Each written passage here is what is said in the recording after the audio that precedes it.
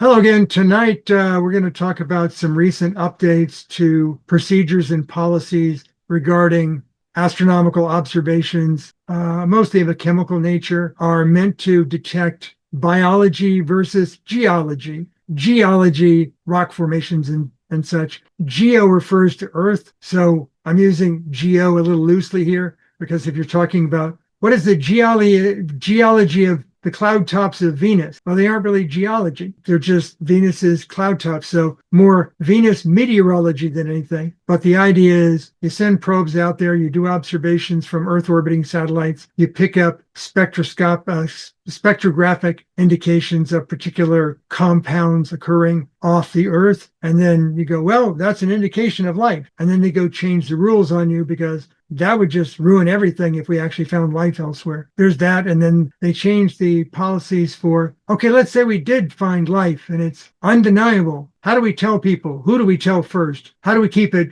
confidential? And then if it's a radio communication from extraterrestrials, who can receive it? And if they receive it, how do you tell about it? And so we'll get into the shaping of that. So I started out was going to do a presentation about the announcement of the change in requirements for off-world life indications. Then I saw other things like the update in the SETI post-contact protocol and the latest this week U.S. military release of UAP, UFO documents. And okay, well, they're tightening things up, but that's probably not going to last for very long, assuming we don't stop looking. Whether or not we should say hello back is, a questionable thing. Even if something did arrive and it didn't communicate with us, I don't know, it just showed up like these UAPs that we can't explain. Skeptics are going to say, that's just a US or China or Russia black project. It's not aliens. Okay, fine. How do you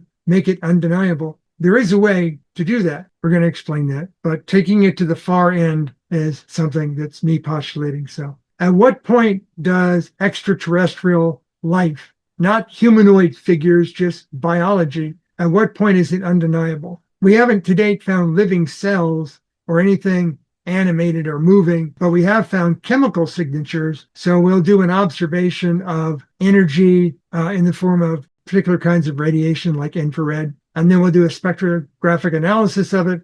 And we'll find that the dark bands for particular chemical compounds show there's phosgene in the atmosphere of Venus.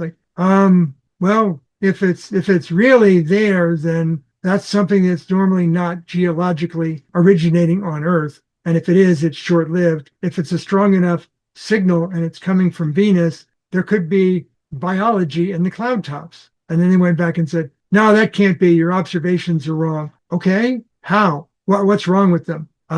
It's undeniable. No, you just denied it. So you've got to come back with something that's truly undeniable. And I liken it to when Darth is explaining that he's Luke's father, and Luke says, that's not possible. He has no evidence of it. He has evidence to the contrary, but that's just not possible. Well, when we find out under these new enhanced guidelines that, hey, we're still finding chemical signatures for life on Venus or Mars, it's not possible. Well, you just changed the rules and I followed your rules and it's still possible. No, it's still unacceptable. Okay.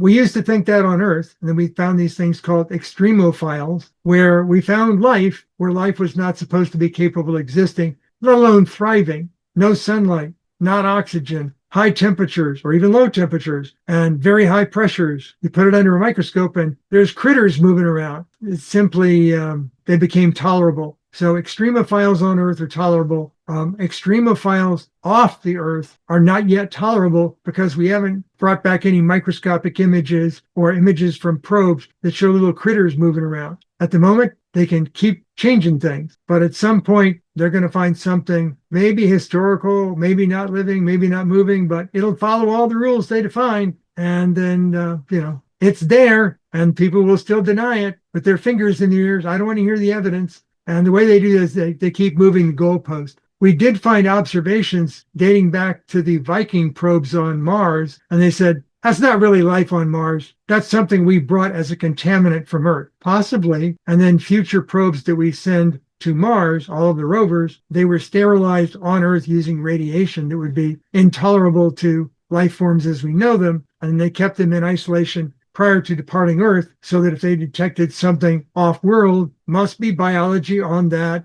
planet, Mars. But then they said, well, it's a geologic process. We don't know of any Earth-based geologic process that would produce this, but we do know of biology on Earth that produces it, but it's short-lived. And this is still there after a long period of time. So there had to have been a lot of biologic life there. No, that's just not possible. Maybe. And then they found out that on the outside of the International Space Station, in vacuum, under constant radiation bombardment from the sun and the interstellar winds, there are organisms on the outside of the space station. They can take samples, put them under a microscope, and once they give them a nice environment, nice, warm, no radiation, they start moving around. How do you send something to Mars or Venus or Enceladus, and when you find something, you prove positively it didn't come from Earth? Change the goalpost again. Even if they find something that's current or historical, if it becomes undeniable, that would be a paradigm shift. A lot of the suppositions we had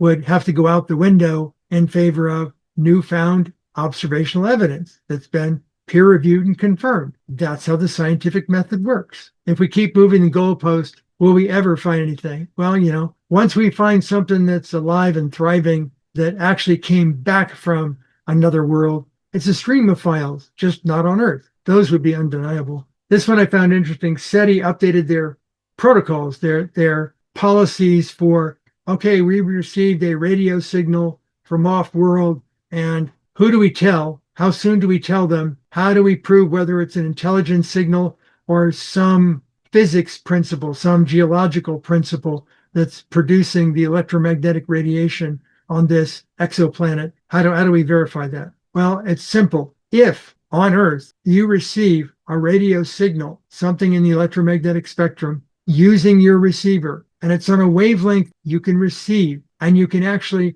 digitally decode data bits out of it. You see signal, peaks and valleys and waveforms, and you demodulate it, meaning you pull the data bits out of what would be an analog signal, and then you find it's ASCII or it's EBCDIC or it's Unicode. That's an Earth-based character set. And then you find that the characters, the letters, are in a language we can translate. Even if it's Esperanto, or it's English, or it's Chinese, or Russian, we can translate those because those are Earth-familiar languages. Then obviously the signal was meant for humans to receive. Ever watch the movie Contact? If it's targeted for us, it's going to be on a narrow beam that we can decipher and we can actually make sense of.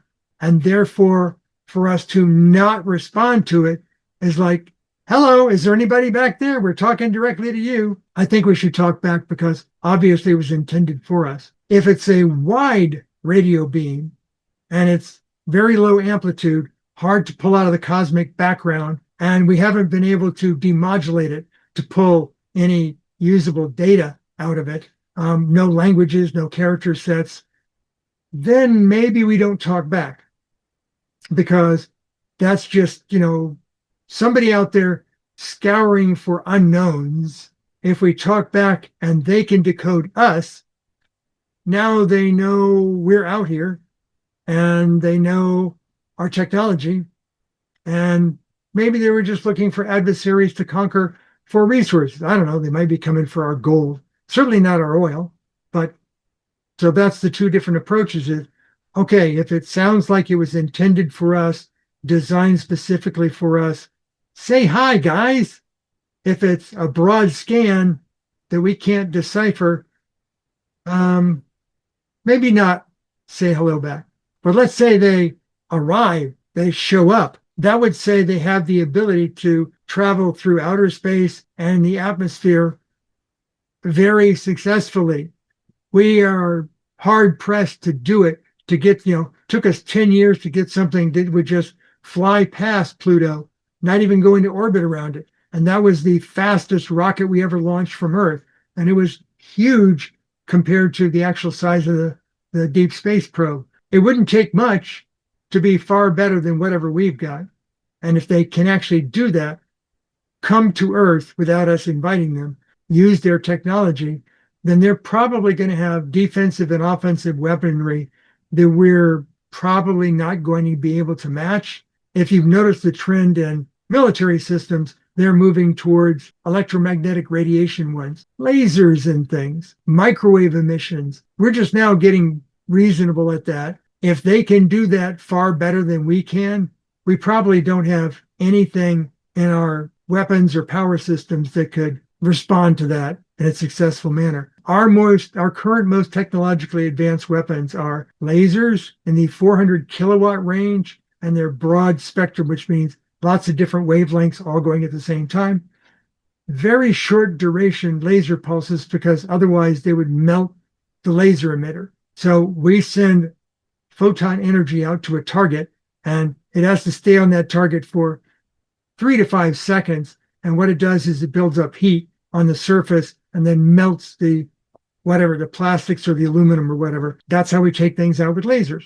But all you need is paint your aircraft white or make it a reflective surface, kind of like Tic Tac UAPs. And then the laser is going to be less effective. Or fly them in fog or smoke, or maybe have a smoke machine on board your UFO and just make it arrive inside of a cloud, and we won't see it until it comes out of the cloud. Kind of like those ones did on Independence Day, where they arrived and there was a huge cloud of plasma around them, so we wouldn't be able to use any of our stuff to get through that. They could also fly when it's raining or snowing. Our lasers don't work through that. And they could be just far enough out of range, because our lasers are only good for, I think, about 5 miles or less. And if they're over the horizon, light beams don't bend. We don't have enough gravity on Earth to bend a light beam. But if they're advanced, where we think things will be in the future, they would probably be having multi-gigawatt level power, and they would be producing accelerated particles, subatomic particles of positrons. Those are anti-electrons or anti-protons. When those things come into contact with something, they literally rip the matter apart through a matter-antimatter annihilation. Or they could shoot Meson beams and literally pull atoms apart just on contact. And the longer duration, the more it would just separate things. And if you want a Hollywood movie example of this, think back to the original The Day the Earth Stood Still, when Gort comes out of the spacecraft and he first starts firing at soldiers' rifles, tanks, artillery. It literally just dissolves the atomic structure of those weapons. But initially he didn't kill anyone. Later on he did, but or the beams that the saucers produced in the original War of the Worlds. They said, if you are in that beam, it would literally just pull the matter apart. Yeah, if they're advanced enough to be able to get here, break light speed, then I wouldn't put it past them to have very high levels of energy, accelerators that are far better than what we have at CERN. If they do show up and they say, gee, you guys are out of control because you're not sharing nicely, you're trying to conquer each other, and they just get fed up with us being our childish selves. And so they go, well, we've got stuff that will just make it where you can't misbehave. It's kind of like if a parent has a misbehaving child and they've got like a rubber mallet or a rubber toy and they're beating up on something. They just take the toy away from the kid and send the kid off to their room. If you have a sufficiently advanced extraterrestrial that shows up here and they don't like how we're misbehaving, they could just, take away our toys or make them incapable of operating. And we've seen this in movies where, The Day the Earth Stood Still, where they shut off the power on Earth, but selectively. Planes in flight kept working, hospitals kept working, but trains stopped, buses stopped, cars stopped. If they have that ability to control magnetic fields, that could be a problem for us. They could just, as UAPs have done, shut down our military ability. We have UAP instances where we had a missile silo, nuclear missile silo, and a UAP showed up overhead. All of a sudden, all the missiles went armed, and then all the missiles shut down. And then when the UAP left, they went back to their disarmed state. If it was us going to some other planet and mucking with them, it would be kind of like Loki from the Avengers when he said, a boot has no problem with an ant. It just steps on it. If we were out there, it'd be kind of like us. Oh, I'm sorry. We destroyed all the life on your planet because we didn't know it was life. Or if you want a different movie, there's a new sheriff in town, Blazing Saddles. The Anunnaki have come back from Nibiru or wherever, and now they're going to take charge once again. Or, like Gore did, make the weapons go away. But I don't think they would take it to the Klaatu threat of reduce the Earth to a burned out cinder. More than just the physical geology of the planet is useful. I think there's a lot of Earth resources and workers that would probably say that that's not a possibility, even for an advanced race that arrives here. That's their technology. What about them? If they arrived here, would they be more aware, more intellectual, more education, less emotional, more considerate of how their side effects would affect others? That would make them more sentient than us, more caring than us, as you might say. If they have empathy for the effects of their actions on the least of us. We have this issue with people on the streets, and they may have solved that problem through no longer having constraints on energy or materials. But if they're of a single-minded purpose to eliminate anything in the universe that's not like them, would they be any more xenophobic or anti-immigrant than some amongst us? That would be like the Daleks from Doctor Who. If they were, that would make us more sentient than them because we would be more caring. If they did exist and they had that level of technology, they would likely already have been here and either eliminated or enslaved us. So I don't think that's likely. But if they're too rational and they don't have much regard for, what happens to human life, they may be, let's say, more AI than our current AI. And if they're absent Asimov's robotics laws, kind of like the Cybermen from Doctor Who, we would be more sentient than them. Once again, if they existed and they had that technology, we look very valuable from our natural resource perspective, and they probably would have come by now, and I think that's less likely.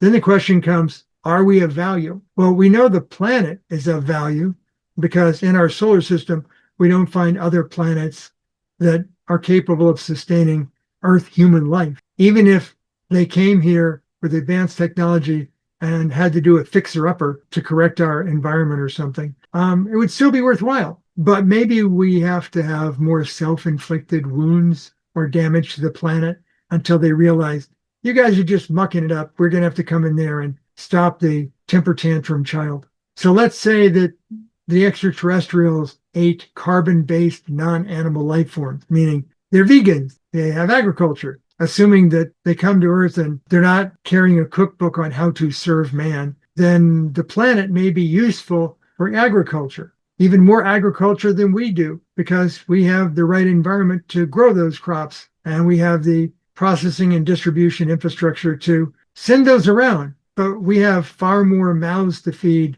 than the agriculture would be useful for them to consume. So they would have to do a slow population reduction on us. They would just, give us good birth control and over multiple generations, like the Shin did in Stargate SG-1 in the episode titled 2010. We would just slowly be reduced to a tolerable level for agriculture. But they're not here yet, so unlikely.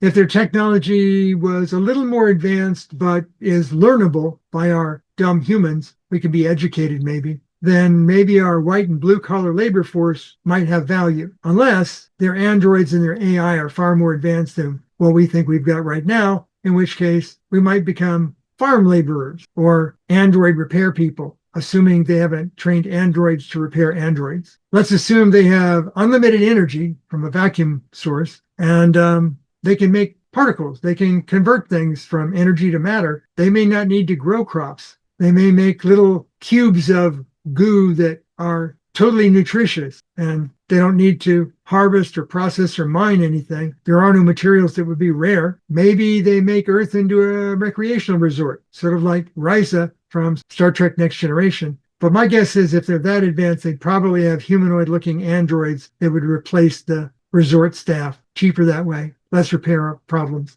What if they were over the top? What if they were very, very capable? They had complete control over energy to matter conversion on demand anywhere on the planet. If you've ever seen the movie Forbidden Planet, what the Krell did, energy to matter conversion, but in a good way because they found a way to filter out the id. We may just be a labor force. But if they have the ability to do all that, plus they can travel in time, then yeah, we may be a tourism resort for other people in the universe that would like to visit a good place over a long period of time. Likely only people from the future, our future, sort of like the Planet Midnight from Doctor Who, or Time Cops, or the Time Variance Authority from Marvel's Loki, because you wouldn't want just anybody having the ability to adjust things. If they have been adjusting things, we might never know. They might have saved Earth numerous times, and what we think is something in dire jeopardy is just, it's a short term. You can recover from that. Nothing catastrophic, like, when the dinosaurs ended. Are there things like the Time Lords from Doctor Who or the Legends of Tomorrow from Warner Brothers? They could have been correcting things, but how would we know if they're that technologically advanced and they've been correcting things? How would we know? And then you take it to the extreme of they are so far ahead of us in every aspect of science, technology. They might not have any pity for humans at all, beyond just not having empathy. We could become a source of entertainment, a zoo, regardless of the life or death effects on the population. Think of the original Star Trek series, Trelane, or Star Trek Next Generation, Q. They on occasion ended some life and didn't really care, but if they have that level of ability, we're not going to be able to stop them unless we get a Captain Kirk who's really clever. If they had that ability and they wanted to come here, it would be over by now. I'm thinking it's less likely. So in summary, when it comes to undeniably confirming the existence of off-world life, there's always going to be skeptics, holdouts. I think it's more not that it's unbelievable. I think it's the paradigm shift. They just don't want to have to deal with it. If we have extremophile observations from off-world, or if we get radio communications, or if they land in a public space in Washington, D.C., as the original of The Day the Earth Stood Still, we're likely to continue under the Fermi Paradox and go, where are they? I'm sure they're out there. The universe is so big and we're finding thousands of exoplanets, so there must not be anybody out there because we're so important they haven't come knocking to our door yet. But at the same time, we have this thing called the Drake equation, where the parameters in the equation are now well past one. So it's no longer a low probability near zero.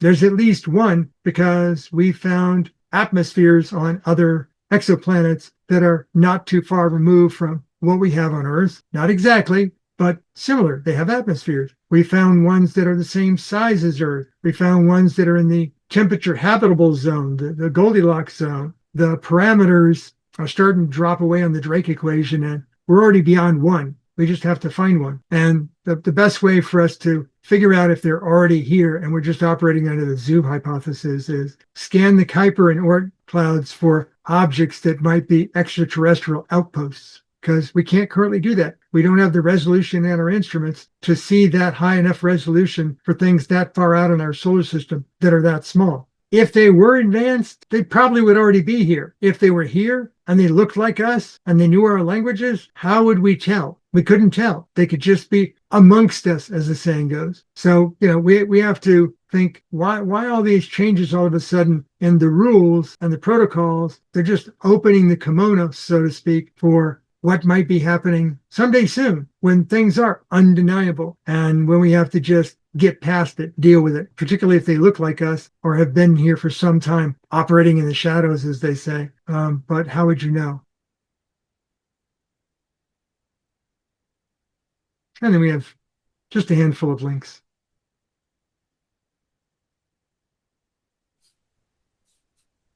Comments? Questions? Is food for thought. That's the whole idea. Where are my facts? I told you on the first slide I was postulating. I think it's inevitable. If the life that we find on this planet exists and thrives well beyond what humans would find tolerable, then as we find planets that are very similar to that, they might have methane atmospheres or sulfurous atmospheres or high pressure or variances in temperature or radiation. We find life on this planet that can live in those environments. So there's a possibility that even those lower forms of life can exist off-world. It's just a matter of finding them. But well, like when you do, like in astrobiology, you do a simile to Earth, because that's what we know. That's kind of, that's right. the evidence we have so far. But what are you looking when you look spectroscopic on atmosphere planets? You try to get gases that normally are not there by geological processes. We are doing by biogenic processes. So then, in that case, they are looking for gases that can decay if they don't have like a constant production, like here on Earth. We Mhm. have bacteria, cyanobacteria in the ocean that produces our oxygen. So we need to take care of the oceans because then we are screwed. This is kind of an idea that you try to look. So methane, we can make methane on Earth by abiogenic processes, so geological processes. Right. But in some places, you have like the mountain Trashmore. You can see methanes being created by bacteria. So you might have in planets, depending on how much methane you have in the atmosphere, could be a process made by some kind of life. Just like they are looking for some of the chemicals that are made biogenic or not biogenic in the atmosphere of Venus. So that's kind of what we are looking for. So it's hard to get a conclusion, easily from other gases. But if you find a planet with oxygen, be sure it is life because oxygen is very reactive and they oxidize everything, and if they don't keep producing, the oxygen gets absorbed by liquids, by rocks, by everything, and it decays. In the case of Venus, when they found, I think it was phosgene in the upper atmosphere, Phosphine, yeah, phosphine. the percentage per measured gas was sustained. And they said, well, there is a possibility it could be geologically produced. And somebody said, no, it won't be sustainable. And they said, well, maybe it's an observation error. Denial, denial, denial. And then when they started to find on Mars that, yeah, there's iron rust on Mars, there are electrical activities that are happening in their thin atmosphere, and the upper atmosphere of Mars, they found spectrographic evidence of an only biologic process as far as we know. And they said, well, it could be geologic. And we have no evidence for that. They were just moving the bar to deny what they observed. And that's why I said, we were now to the point where we find things, and rather than going, yep, that was the best test we had and you've passed it, they just move the bar and go, nope. And then you point out, but there's no geological process that would have produced that at that sustained level of observation. No, it's still geology. Yeah, it's almost like, what do they have to do? Land on the White House lawn, come up and knock on the front door? That Oh, would be well. nice. Yeah. And then we'd say, oh, those are Russians or Chinese. Right, okay. Maybe the Russians and Chinese are aliens. Well, remember what the day the Earth stood still, what Klaatu said to the professor. He said, how do I prove this? What do I have to do? Level the Rock of Gibraltar? Well, maybe that's what it would take for us dumb humans to go, oh, yeah, that's undeniable. But yeah, I think we're now in the stage of just deny, just stick your fingers in your ear. And when somebody points out there's no geological process that would sustain that, your instruments are in error. What proof do you have of that? I don't, but your instruments are in error. You're basically denying the observation that's like right in front of you. If it's as good as you can complain against and it's peer reviewed as confirmed, it is what it is. But if you're still denying it, yeah, you can do that. If those happen to be the policymakers, yeah, you can still do that. If a prominent scientist who's no longer amongst the living says we shouldn't be talking back to them because that could be the end of everything on the earth, and that gets translated over into SETI, and SETI updates their policies like, I don't care if we received it and we decoded it, don't talk back to them because then they'd know where we are. Well, the earth is moving in an orbit around the sun. The sun is moving in an orbit around the galaxy. If they send a narrow beam of electromagnetic radiation in the form of radio that we can receive, demodulate, pull characters out of it, and decode the language of those characters, they kind of know where we're at and how to track us. So at that point, it's might as well say hello. At least it says we're not dummies who don't have radio. But I think the denial will continue until something comes along that makes it undeniable. And hopefully that won't be them landing on the White House lawn, as the saying goes. Yeah, that would be complex gases in the atmosphere, but that is a problem with the resolution because depending on the percentile, you cannot notice. Right. Because if we're looking for gases in atmospheres of exoplanets, we're doing it with the slimmest amount of digital data. An exoplanet passes in front of its host star, and we look at the delta between the light from the star versus the light as it changes as the planet goes in front of it. But our field of view is the entire star. So the amount of actual difference in the wavelengths of light coming from that star is so tiny. It's kind of like when we observe something out in the Kuiper Belt and we have a picture of it and we go, well, I think it's this many miles across and it has this much mass. And you're doing that from 8 pixels because you can see that's the best image you have. And you can see that the core image has 8 pixels and there's another 6 pixels sort of edged around the outside of it. So from a handful of pixels, you're getting all of that. The probability range is just, but you're still standing behind that discovery because it's physically there. You can observe it. Well, that's the undeniable. So I think if we find oxygen, it will be a good clue. Methane, kind of. It could be. There's methane. There's methane in moons. Ammonia. Yeah, there's methane. Ammonia. There's ammonia. There's methane and ammonia. There's some sulfur compounds too that are made by life. That could be Io has sulfur on it. Yeah, but no, that kind of sulfur gases compounds like complex molecules. Yeah. Then the other clue will be long chain molecules, like large molecules. Yes. I think that even if we found oxygen in the atmosphere of an exoplanet, there would still be doubters saying, well, there's geologic processes on Earth that might produce oxygen. Now, there's chemical processes, but not geologic ones. And the chemical ones are usually promoted. Geology absorbs oxygen. Yes, as in the rust on Mars. Yeah, but didn't they discover dark oxygen from metal nodules on the ocean floor? Yes, that would be a geologic process. Yeah, geological process, but it's so little, and I hope they don't remove because they're gonna impoverish that area because it's like such a special biology that's almost impossible, to form. The UN is not allowing any commercial mining of it, but they are allowing not yet. They are allowing research mining of it just to understand the process. And I think that they've confirmed that the nodules are there. They've confirmed that the nodules produce oxygen. Leave them alone. Yeah, some people want to mine them because they have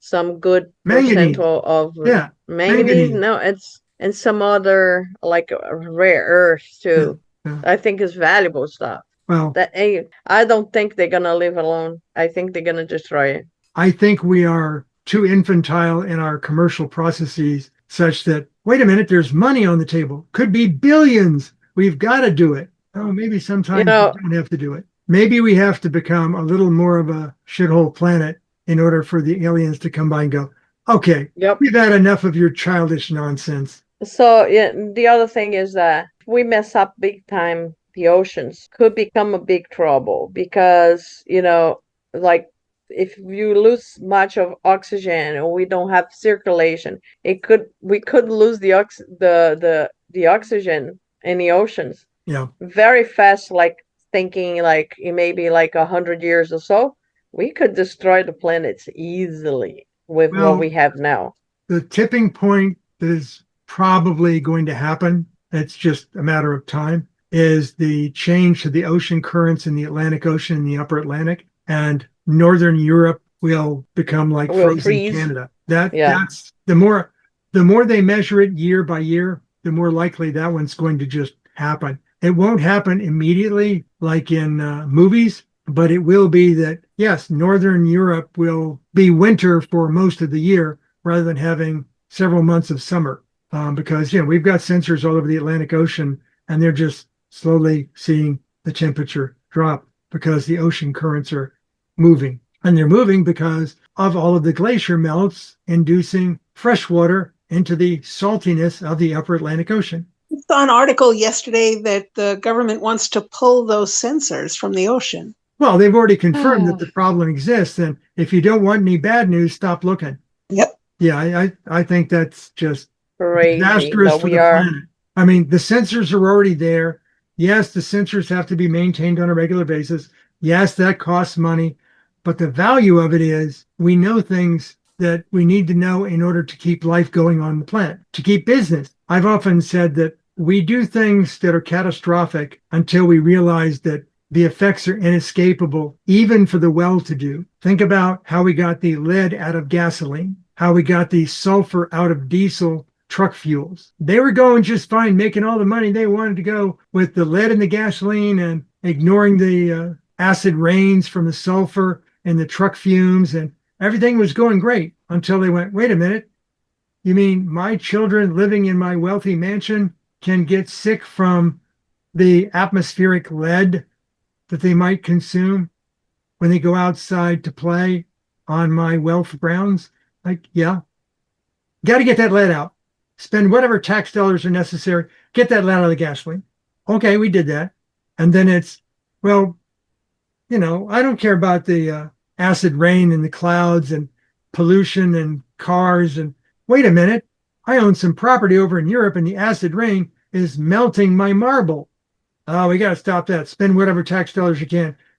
Do whatever you need. And that's where you got diesel exhaust fluid in diesel truck stacks, and you've got scrubbers in coal-fired plants. And yeah, as soon as something affects everyone, including the isolated populations, now we're going to spend whatever it takes to get it done in short order.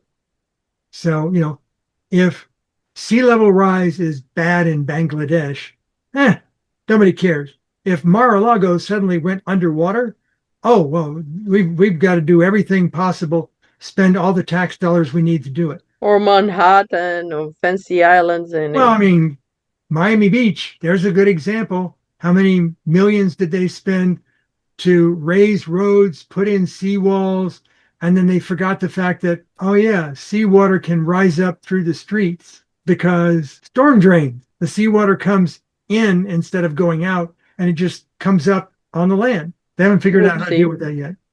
Worse than that, it's the base rock is oolitic limestone, so it's perforated the same way that the Biscayne aquifer can nicely filter the water. It can also, as sea level rise, just let salt water in. So it's not like Holland where they have like a hard rocks there. No, yeah. Yeah. We already have a huge salt plume coming through. Yeah. Like if you look at wells before Federal Highway, they already lost all the wells. The well here in my house, it's very like irony. You can see the iron on the plants, but people across Federal Highway, they cannot use the wells anymore because they are already in a salt plume. So any other comments or questions before I stop recording? All right, I'll stop recording.